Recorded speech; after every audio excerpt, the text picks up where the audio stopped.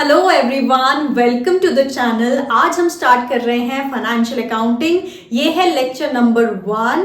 अगर आप अपनी कोई भी टेक्स्ट बुक रेफर करेंगे तो लेसन नंबर 1 में आपको मिलेंगी definition of accounting, characteristics, objectives, right. लेकिन ये सब समझने से पहले कुछ ऐसी बेसिक टर्म्स हैं जो अकाउंट्स में बहुत फ्रीक्वेंटली यूज होती हैं।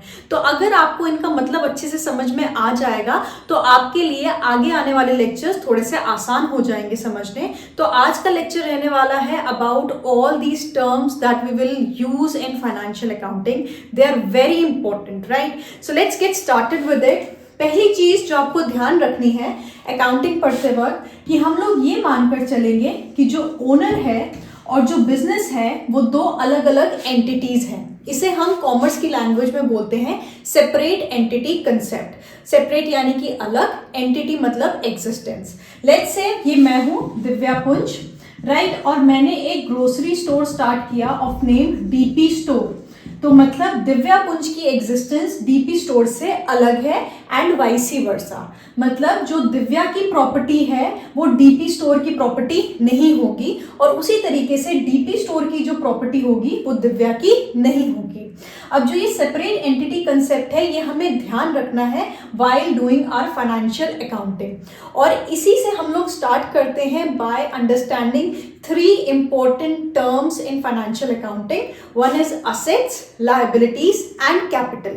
ये तीनों टर्म्स एक फाउंडेशन स्टोन रखेंगे आपकी पूरी फाइनेंशियल अकाउंटिंग के लिए और यहीं से हम अपना पूरा सब्जेक्ट बिल्डअप करेंगे। So stay with me and watch complete video.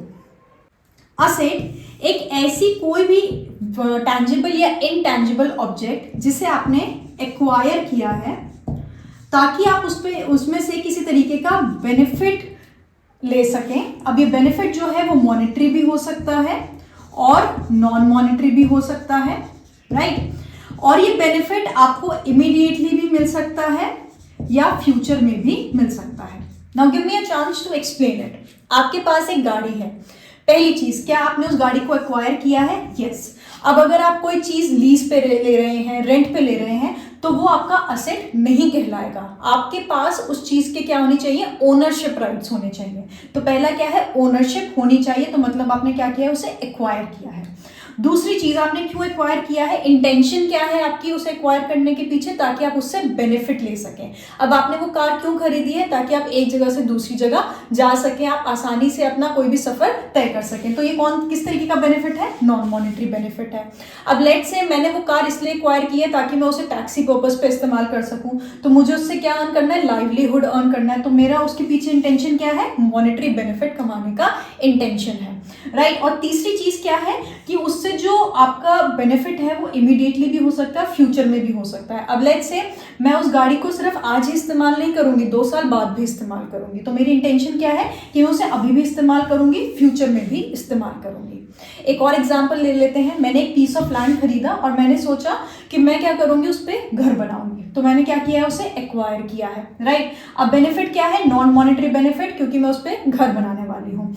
अब मैंने सोचा है कि मैं घर उस पर 5 साल बाद बनाऊंगी। तो इमीडिएट उससे मुझे कोई बेनिफिट नहीं मिल रहा है। कब मिलेगा मुझे उससे बेनिफिट? फ्यूचर में मिलेगा। तो क्या मेरा असेट है? Yes, it is my asset. अब लेट्स से मैंने वही पीस ऑफ लैंड घर बनाने के लिए नहीं, प्रॉफिट अर्न करने के लिए खरीदा है कि उसे 4 साल बाद, 5 साल बाद या जब भी इससे अच्छे पैसे मिल जाएंगे मैं प्रॉफिट बुक करके इसे बेच दूंगी। तो क्या मैंने उसे एक्वायर किया है? यस। क्या मेरे को उससे बेनिफिट की उम्मीद है? यस। मुझे उससे मॉनेटरी बेनिफिट की उम्मीद है। क्या वो बेनिफिट मुझे इमीडिएटली मिलेगा? नहीं, फ्यूचर में मुझे उससे बेनिफिट मिलेगा। तो असेट किसी भी टैंजिबल या इनटैंजिबल ऑब्जेक्ट्स में जब आपको ये सारे की फीचर्स सेटिस्फाई होते हुए नजर आएंगे तो उसे हम क्या बोल देते हैं? असेट बोल देते हैं। सो this is a simple definition, explanation of what is an asset. उसी तरीके से बिजनेस के भी असेट्स क्या होते हैं जिसे बिजनेस एक्वायर करता है।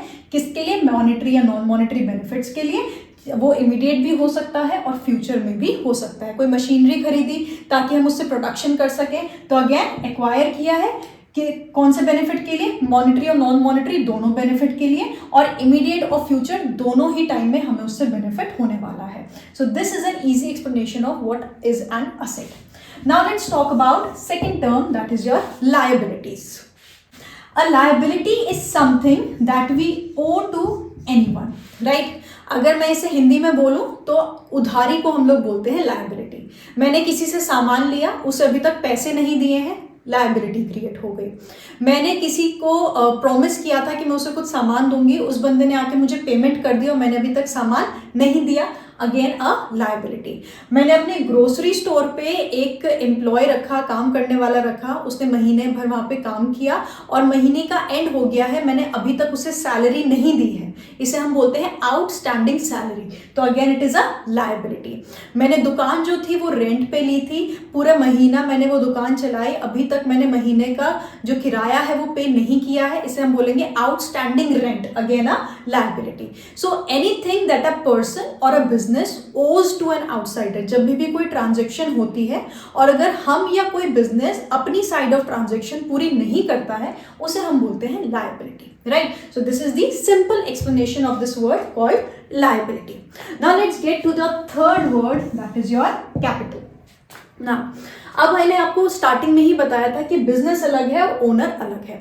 तो ओनर जब भी बिजनेस को कुछ देगा, राइट, ओनर जब भी बिजनेस को कुछ देगा उसे हम क्या बोलेंगे? कैपिटल बोलेंगे। अब मेरा ग्रोसरी स्टोर था, मेरे पास एक लेट्स से लैंड पड़ा हुआ था, वहाँ पे मैंने दुकान बना ली, तो ये क्या बन गया? मेरे बिजनेस की प्रॉपर्टी बन गई। अब ये प्रॉपर्टी क्या किया है? ओनर ने बिजनेस को दी है, तो ये क्या है? कैपिटल है। मैंने कहा लैंड एंड प्रीमाइसेस दिए हैं मैंने, ठीक है, तो ये बिजनेस के लिए क्या बन गया? कैपिटल बन गया। अब दुकान पे काम करने के लिए, रोजमर्रा के खर्चों के लिए मैंने 1 लाख रुपए की इन्वेस्टमेंट की, तो मैंने क्या दिया है? Cash. This is again what? This is capital, right? मेरे घर में एक पुराना स्कूटर रखा था, मैंने वो डिलीवरी पर्पस के लिए इस्तेमाल करना शुरू किया, तो अगेन मैंने क्या किया? वो बिजनेस को दिया है, again it is a part of capital. तो कोई भी ऐसी चीज जो बिजनेस अपने मालिक से लेता है, यानी कि ओनर जो भी अपने बिजनेस को देगा, उससे हम क्या बोलेंगे? कैपिटल बोलेंगे। सो आई थिंक ये तीनों टर्म्स जो हैं ये आपको थोड़ी बहुत समझ में आ गई होंगी। डोंट वरी, जैसे जैसे हम सब्जेक्ट आगे बिल्डअप करेंगे, इन टर्म्स को बार बार इस्तेमाल करेंगे, ये आपको बहुत अच्छे से समझ में आने लगेंगे। अभी के लिए इतना समझना आपके लिए काफी है। नाउ लेट्स सी कि इन तीनों टर्म्स के बीच में क्या रिलेशनशिप एग्जिस्ट करता है। इन तीनों टर्म्स को मैंने एक इक्वेशन की फॉर्म में लिख दिया, assets is equals to liabilities plus capital. Let's say ये इक्वेशन डिराइव कैसे हुई है, राइट? अब लेट्स से मैं आपसे कह रही हूँ कि आपको एक 10 लाख रुपए की गाड़ी खरीदनी है। अब आपके पास क्या क्या ऑप्शन है? या तो आप 10 लाख रुपए की डाउन पेमेंट कर देंगे और गाड़ी ले आएंगे, तो मतलब आपके पास एक 10 लाख रुपए का असेट क्रिएट हो जाएगा, राइट? और वो असेट कैसे क्रिएट होगा? क्योंकि आप कैपिटल यानी कि अपना पैसा इस्तेमाल करेंगे। दूसरा तरीका आपके पास क्या है? लेट्स से आपके पास 5 लाख रुपीस कैश में अवेलेबल थे, अपने पैसा अवेलेबल था, और 5 लाख रुपीस का आपने लोन लिया है, तो अगेन अब आपका 10 लाख रुपीस का असेट यानी कि गाड़ी क्रिएट हो रही है। कैसे क्रिएट हो रही है? 5 लाख रुपए आपके पास अपने थे और 5 लाख रुपए की आपने क्या ली थी? उधारी ली थी। Now let's understand it from the perspective of business. मैं ये कहना चाह रही हूं कि बिजनेस में जितने भी असेट्स क्रिएट होंगे वो या तो ओनर के पैसे से क्रिएट होंगे या फिर उधारी के पैसे से क्रिएट होंगे, क्योंकि बिजनेस जो है वो एक आर्टिफिशियल पर्सन है, तो उसके पास जितने भी एक्वायर्ड चीजें असेट्स बनेंगे वो या तो ओनर लेकर आएगा या फिर ओनर क्या करेगा? उधारी लेगा बिजनेस के नाम पर और फिर उसके क्या क्रिएट करेगा? असेट्स क्रिएट करेगा। लेट्स सी, अब मैंने आपको एग्जांपल दिया था ग्रोसरी स्टोर का, सो लेट्स से मैं यहाँ पे कुछ असेट्स लिख रही हूँ। मैं अपने बिजनेस में कैश लेकर आई थी, लेट्स से 50,000 का, अभी मैं कम वैल्यूज ले रही हूँ ताकि हमें आसानी से समझ में आ जाए, राइट? लेट्स से लैंड जो था या लेट्स से कैश था 10,000 कैश लेकर आई थी, लैंड की वैल्यू थी 50,000 और लेट्स से एक स्कूटर लेकर आई थी, उसकी वैल्यू भी थी 10,000 रुपीज। अभी उधारी बिजनेस पर 0 है क्योंकि मैंने कोई भी उधारी नहीं ली है। अब ओनर ने कितना पैसा लगाया? कितनी कैपिटल लेकर आया ना? 50 + 10 + 10, दिस इज 70,000 की कैपिटल हमारी आई है। किस किस फॉर्म में आई है? कैश 10,000, लैंड 50,000, स्कूटर 10,000 मतलब बिजनेस के पास 70,000 के असेट्स हैं और वो 70,000 के असेट्स कहाँ से बने हैं? 70,000 की कैपिटल से बने हैं। आसान है ना? अब मैंने सोचा क्योंकि बिजनेस मुझे आगे चलाना है, मुझे और पैसे की जरूरत पड़ेगी, लेकिन मेरे पास वो पैसा नहीं है, तो मैंने वो पैसा उधारी पर लिया। Let's say I asked my dad for some money and he gave me ₹50,000। Now let's see how that goes. अब डैड ने मुझे 50,000 रुपीज कैश दिया, तो कैश के नीचे 50,000 मैंने क्या कर दिया है? प्लस कर दिया है। इज इक्वल्स टू, अब लायबिलिटी इंक्रीज कितने से हो गई है, 50,000 से मेरी लायबिलिटी इंक्रीज हो गई है, और कैपिटल कितने की है, 70,000 की मेरी कैपिटल है।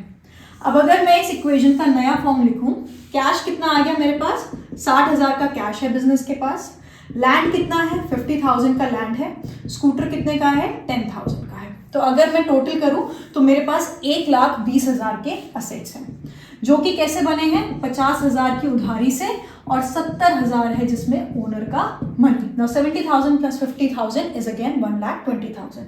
तो क्या हमारी इक्वेशन बैलेंस हो रही है? यस, हमारी इक्वेशन बैलेंस हो रही है। अब यहीं पर एक पॉइंट डालकर लिख दीजिए, यहीं से स्टार्ट होता है हमारा डबल एंट्री सिस्टम। एक इक्वेशन बनाई, दो साइड्स बनाई, राइट। अब दोनों साइड्स हमेशा क्या आ रही है, बैलेंस्ड आ रही है। इसी इक्वेशन से हम लोग बिल्डअप करना शुरू करेंगे।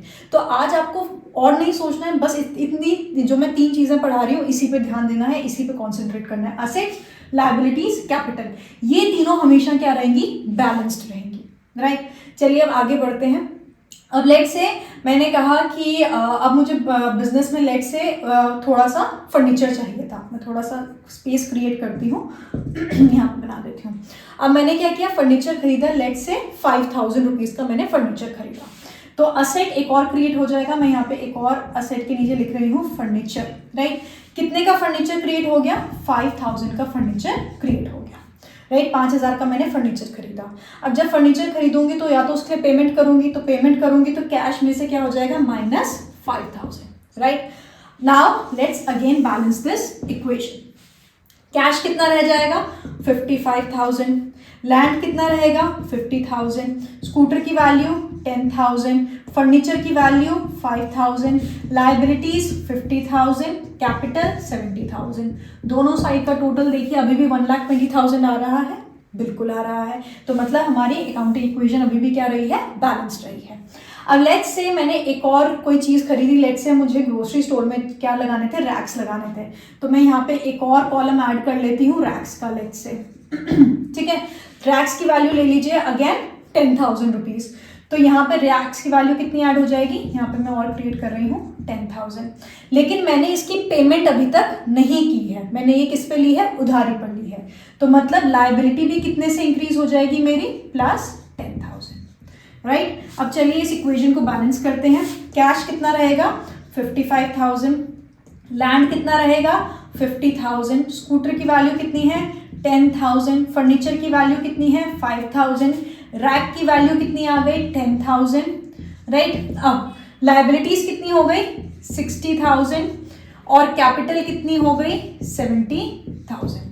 अब दोनों साइड का टोटल देखिए 1,30,000 आ रहा है, बिल्कुल आ रहा है। 70 + 16 will give you 1,30,000, 55 + 50 60, 65, then again this comes out to be 1,30,000।